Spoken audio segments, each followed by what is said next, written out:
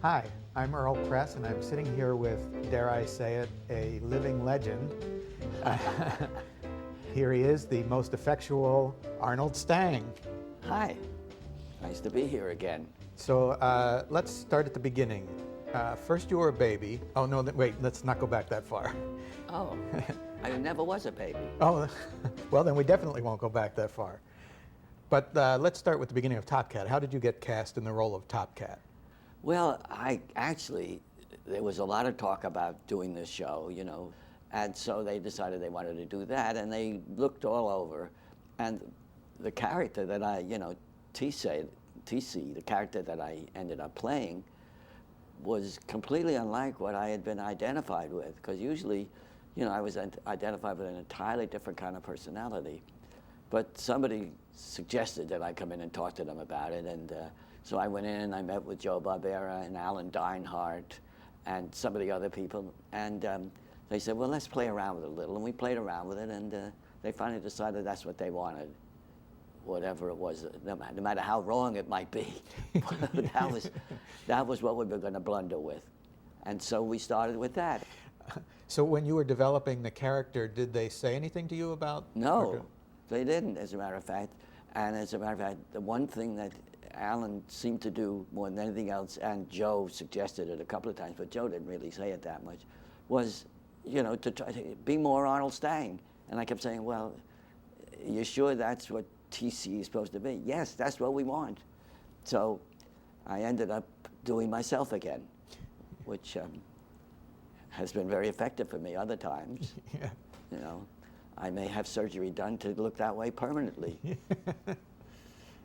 Let's talk a little bit about the other cast members of Top Cat. What do you remember about Maurice Gosfield, who played Benny the Ball?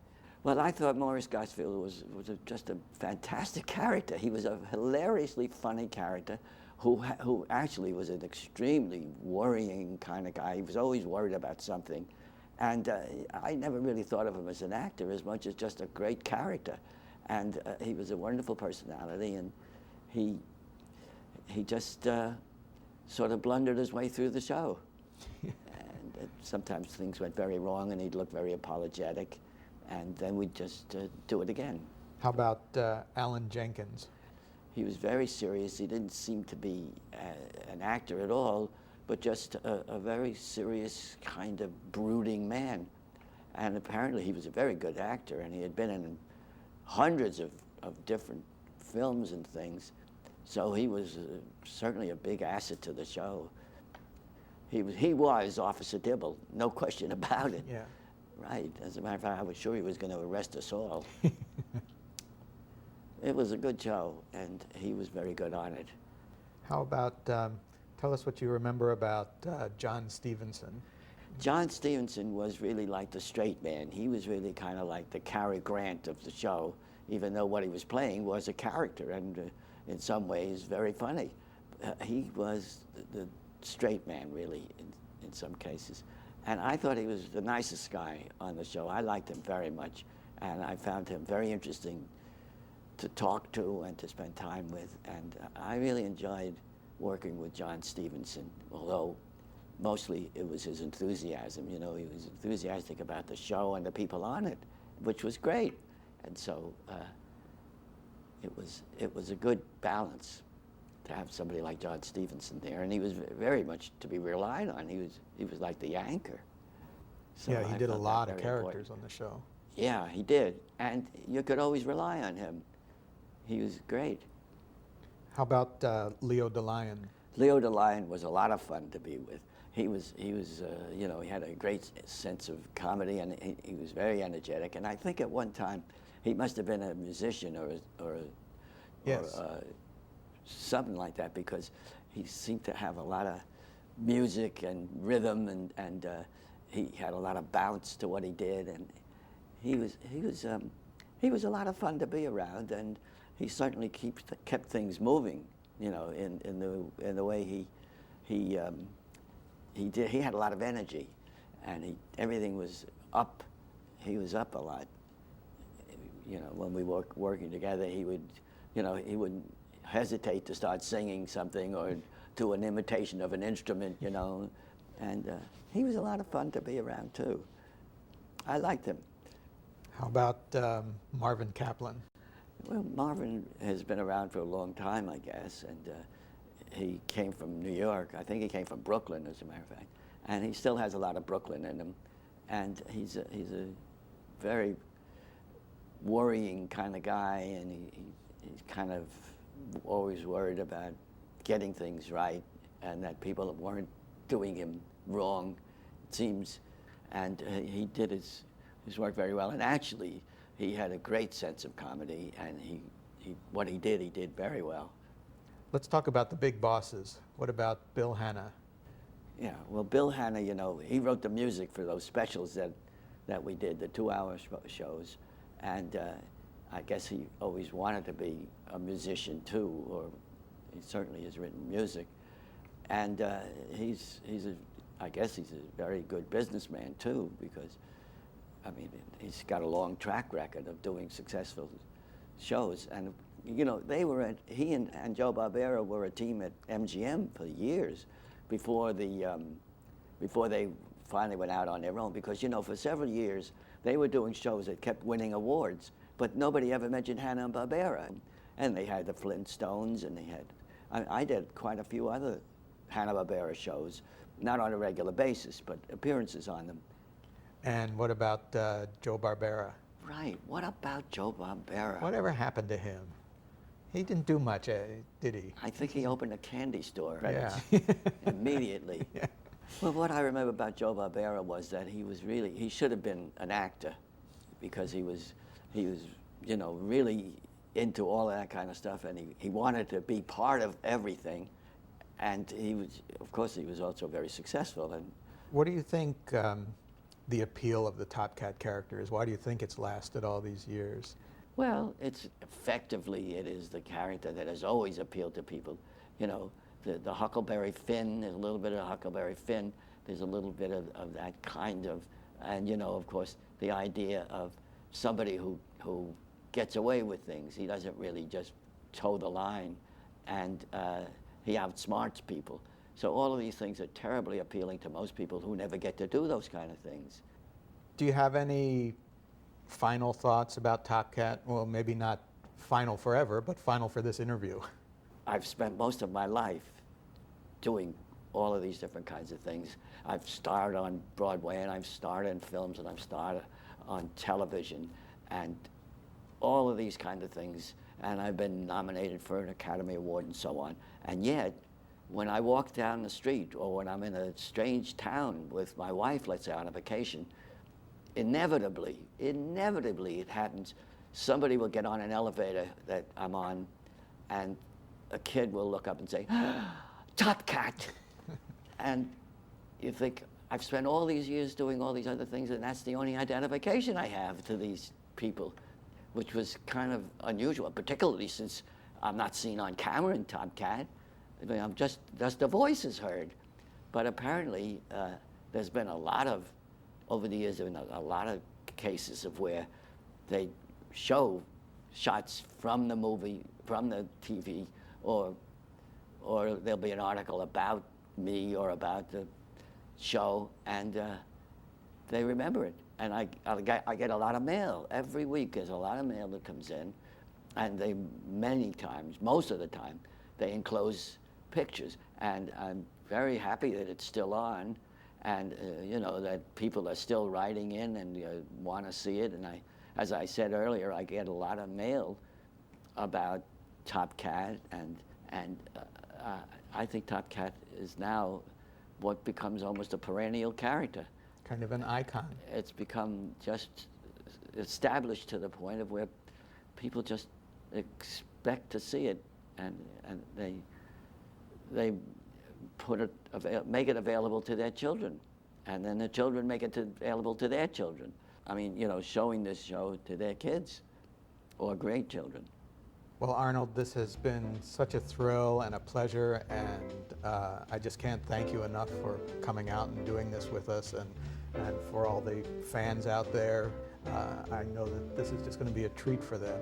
Oh, well, that'll be nice to know, and I'll look forward to hearing from them. And it was so nice to see you again. Nice to see you again, too. I hope we can do something again together soon. Thank you. Yes, I hope so.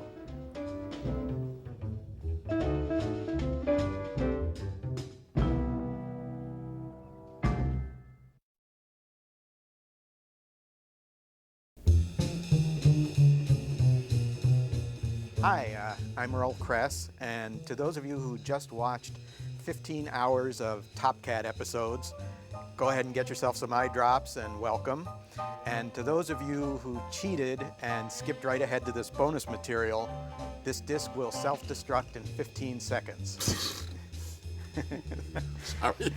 Yeah. In the words of TC, nothing. You know, the voice cast certainly had a great deal to do with the success of Top Cat. And in the role of Top Cat, of course, was Arnold Stang. And Benny the Ball was played by Maurice Gosfield. Officer Dibble, or Dribble as Top Cat called him, was played by Alan Jenkins. And Fancy Fancy was John Stevenson.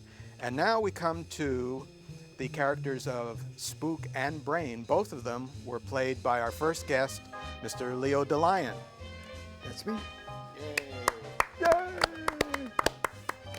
And next to Leo, playing the character of Choo Choo, is Mr. Marvin Kaplan. As a child. Yay! Thank you. And we're also very lucky today to have one of the original writers of Top Cat with us, Mr. Barry Blitzer. Yay! Glad to be here. I wish I were an actor. So guys, did you think you'd be talking about this show and these characters? Yeah, I thought we'd be talking about it because it was a different kind of cartoon.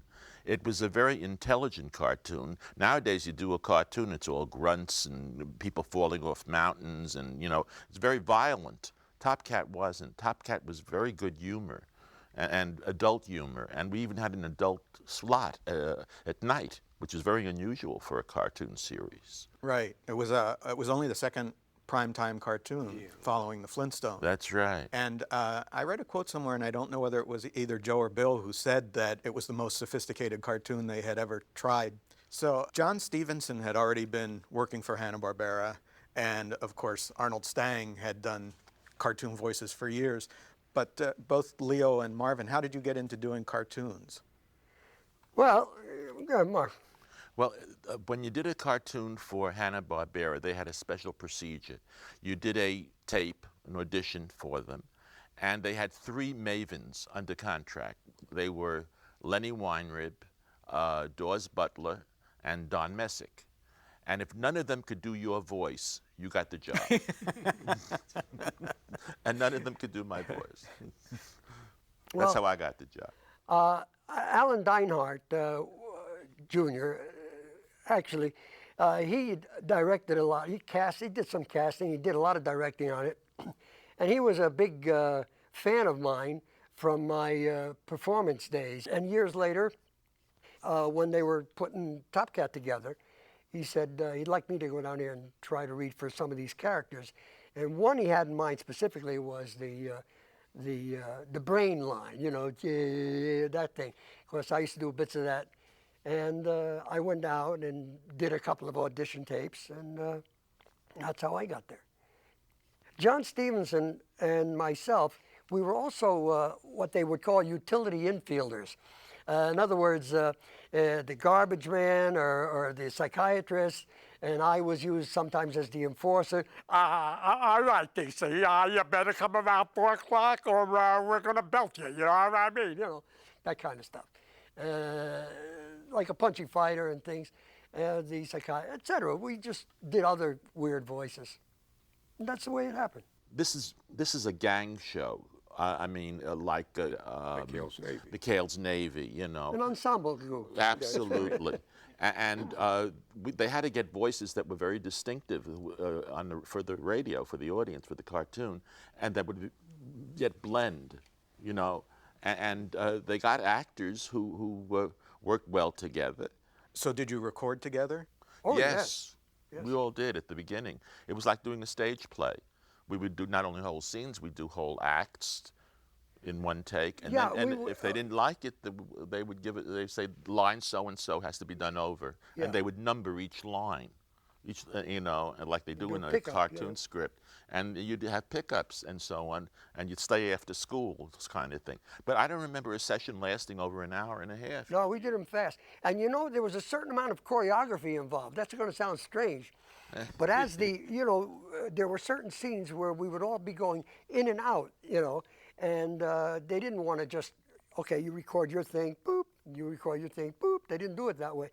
They had like sometimes one, sometimes even two microphones. And we'd all line up knowing when our entrance was, and we'd go in there, and then this would do his line, and then he'd run off to the right, and this one would come shooting in and do his line. And you really had to know, what you were doing, and it was a lot of fun. Maurice Gosfield. He was one of a kind. He was a marvelous human being. I loved Maurice. The worst driver I ever met in my whole life. He rented a car. Do you remember the car he rented? It was a Thunderbird. A white Thunderbird. Well, he had more dents on it, but he ended up owning it. I think But this is the problem with it. It had a wheel that his feet couldn't hit touch the gas pedal, so, and the wheel was too big in front of him, so it could move over to the side. So if you were a passenger, you helped steer it with him. And then he'd call me every day, and he'd say, Marvin, and I knew from the tone of his voice. I said, another one? He said, and he said, I made a right turn. Well, I knew he made right turns from the center lane. So he said, a policeman followed me, and they pulled me over, and I backed into his motorcycle. And I said, Maurice, you shouldn't have done that. and then he said, but then he said something. He said, what I want to know, Marvin, is should I fight it? But we had the best. It was quality all the way. Radio actors were the best all-around group of people. there were times when, seriously, we'd get in there and we'd be rolling, and then there'd be a little break, and we look at each like, you mean we're getting paid for this too? That's right. It was a party. It was that much fun. It was a party. Can you tell me a little bit about working with Alan Jenkins? Well, we were honored to be with Alan Jenkins because his background was incredible with all the Warner Brother great films. He was part of that whole gang, James Cagney, Pat O'Brien, Frank McHugh. Ed Brophy. Keep going. All of them. And he was such a pro, and you figure you couldn't imagine him in the world of animation, but I can't even dream of anyone else having done Officer Dibble because he was just fantastic. The voice, the understanding of the part. I like to sing, the whole thing. It was just marvelous. Alan pretended to be grumpy. He wasn't grumpy at all. He was a marshmallow, and he loved cats. He had this cat who owned him, and he was a marvelous man. He was a legitimate actor, and he was marvelous. He was wonderful. Alan was perfect casting for that part because you needed an authority figure who wasn't obnoxious, and he was very kind and very gentle, and he was the nice cop, and yet we were all scared of him supposedly, and the gang had to be scared of somebody. Well, how did you get into cartoons? Because you had been writing. Well, because of Bilko. Because of Bilko. Yeah, because of Bilko. Because I knew Alan Dinehart, and he too tested me out on, I guess I did a Flintstones or a Jetsons, whatever. Did you do Flintstones Yeah, first? I did some Flintstones. And then later on came, I don't remember the order. It was Flintstones, Top Cat, Jetsons. Jetsons. So then the Jetsons must have come later, obviously. But yeah, I did.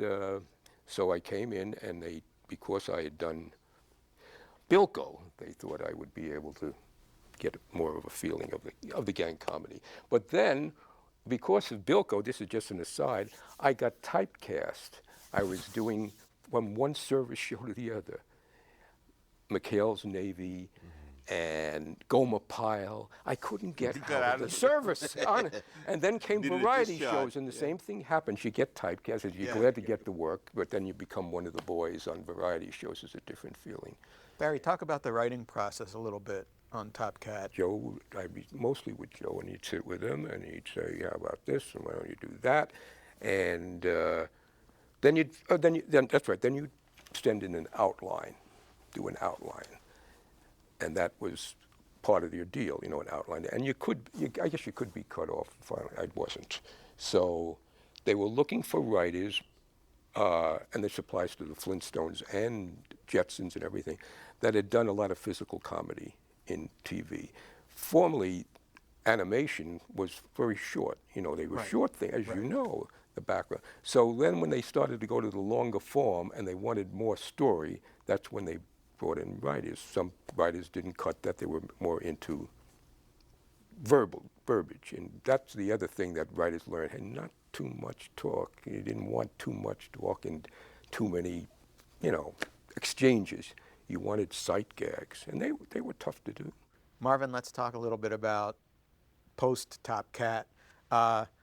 Both you and Arnold were in It's a Mad, Mad, Mad, Mad World together. So it's Choo Choo and Top Cat together. And Right, and we did it with a man named Jonathan Winters. Right. Oh. Great. Was it a coincidence that you two were cast together? And I got the part, and my agent sent me the script, and I called him up immediately, and I said, you know, I almost got killed reading the script.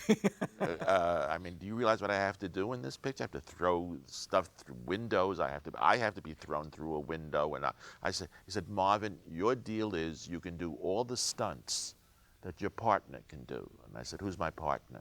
They said, Arnold Stang. And I said, well, I knew Arnold was the biggest coward in the American theater. So I said, whatever Arnold consents us to do, I'll be glad to do. I think a lot of people today probably know you best from the TV show Alice. That's right. Yeah, I did that for 8 seasons. Let's talk a little bit about character development. It sounded like from what you said before that Brain kind of was fully formed when you went in. Well, it was a kind of a generic, you know, dopey guy. The thing that made Brain so appealing, from what I heard, I mean, on the animation itself, was it always had the half droopy eyes. Right. That worry. It was just so great. It was really great. So you just maintained that thing. Now Spook, on the other hand, was like he was like in those days the hipster. Hey TC baby, like we're gonna make the scene. You know what I mean? That kind of stuff. And, that was it. Was it Oh yeah. written that way? Oh yes. Yeah, Spook was written as the hippie, the hipster, you know, and I just gave it that kind of gravelly, swinging cadence. So was that the first thing you did? Well, I mean, when you went into audition, was that the Yeah. You I just went came up right- with that voice? Well, the way the script was written, it just, you know, it just shoehorned me right into it. Is that a good word? Yeah, that's a good word, That's a yeah. good word. Shoehorn me in. I like that. And Marvin, what about Choo Choo? Choo Choo was the cat that went to CCNY. He was the intellectual of the group. The way they dressed him with the turtleneck and all of that. And he loved Top Cat, you know, but he would never lock him on anything, but he didn't always think his ideas were that great. If he would intellectualize everything. He was the intellectual in the group. And it was a wonderful, they were also harmless. All these characters were so, just the opposite of what they would be today. They were very kind to each other and they liked each other and so on, yet certain faults they would point out to one another and so on. But I knew I wasn't the cop. I knew I wasn't the head guy. He was the assistant to the head guy, who was a very nice guy. But you know, it seemed to me that TC generally trusted any messages that you had to deliver. Because I was the smartest Yeah. one in the group. He never questioned him too much. The other ones, you know, Oh, come forget on. about you know, it. Yeah. But Chooch was okay. He was all right. He trusted him. Right. In fact, I wonder, I don't know if you guys would even remember this, but later in the series, Top Cat starts calling Choo Choo Chooch. Right. And Top Cat's schemes always came out good at the. I mean, people would benefit. You'd have to stop wheeling and dealing, but something would be nice and there'd be a happy kind of an Right, ending, right, right? You right. never, It yeah, was nothing. very humanitarian. Humanitarian is a good word. Yeah, Philanthropic. yeah, He usually would do something for a philanthropic reason. yeah. And John Stevenson, I used to love the way he played the character. A little bit of Cary Grant. Cary Grant, yeah. Yeah, that little Cary Grant they had. That And was they dressed great. us accordingly. He had the muffler or the Yeah. thing. The and scarf over with the the- thing. So we'll start with Leo. When I say Bill Hanna, what comes to your mind? I see a white-haired gentleman who has, he's such a contrast to Joe Barbera. You know, it's. I didn't have that much. I had much more contact with Joe Barbera than Bill Hanna. So all I can think of and comment on is what he looked like to me visually in the booth. You know. Marvin? He was a wonderful, kind, creative man, but he was a rather quiet man. And Joe takes stage, you know, and is very flamboyant and very on the ball. I mean, those aren't bad qualities, except it's the extrovert and the introvert. Yeah. He couldn't figure out what I did in the first place. And he said, I can't get your reading. Your readings are wonderful. Leave them alone, you know. So he never gave me too many notes. He's Joe is an amazing interesting man. guy, wonderful guy to be with. He's very creative and bright and funny and made you feel good. Very creative, very dynamic, very forceful in certain ways, but he sure gets things done and creates a great atmosphere for creativity and fun. Marvin? I agree. He's razzle-dazzle. Joe is magic. He's Mercury. He has his moods go from one to the other, and he's a magnificent human being, and he's a very kind human being, and he's a very doing human being, very active man. He's worked his whole life. Right. Barry? Well, I think of Joe as you said, dynamic, active, and Joe loved to travel. So he went to Rome and he saw the Pope and he did all these different. Yeah, he loved that. And Joe was more political. Joe was the salesman, too. He He went wa- out oh, and sold exactly. the shows. That's yes, right. absolutely. I remember when he'd go to New York to pitch, and he'd have these enormous, big leather cases and things. the and briefcases, Yeah, you said. yeah, and he'd go there and he'd be pitching these shows. Tell me your maybe fondest memory or just what you think of when you see the shows today. A couple of years ago, I had my granddaughters saw them for the first time, and they just got a kick out of all they would wait for is, oh, that's his voice. Oh, that's his voice. That's nice. That's nice. And it's so wonderful when you don't see it for a while, and then it gets fresh all over again. And it's amazing how many of, as I see it, I say, oh, I remember doing that. Or I remember the session, the recording session, just by hearing certain things, and the guests. But it's a great memory and one which is one of the highlights of my whole life, professionally speaking. Marvin? Excuse me. Marvin's laugh is another highlight. To you, maybe. Yeah. Okay, onward. Dickens said it was the best of times. This was the best of times. It was wonderful. Very happy experiences. Animation and cartoons were at a very high level. They were at a high intellectual level. There was some content to them. And the people were kind and generous and warm and philanthropic and humanistic. And we were living in a very different kind of society. And it was a wonderful, wonderful time, and I was very glad to be part of it. And the people, those wonderful people, the ones who are still here and the ones who have gone, they were remarkable in terms of their talent. I can only think of one word in terms of the show itself: quality, very high quality, in the writing, in the concept, and in the performances. Beautiful.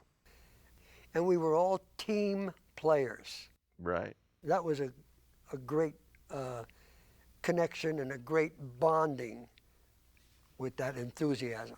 but yet each individual stood out, which is very rare in a Yeah. team.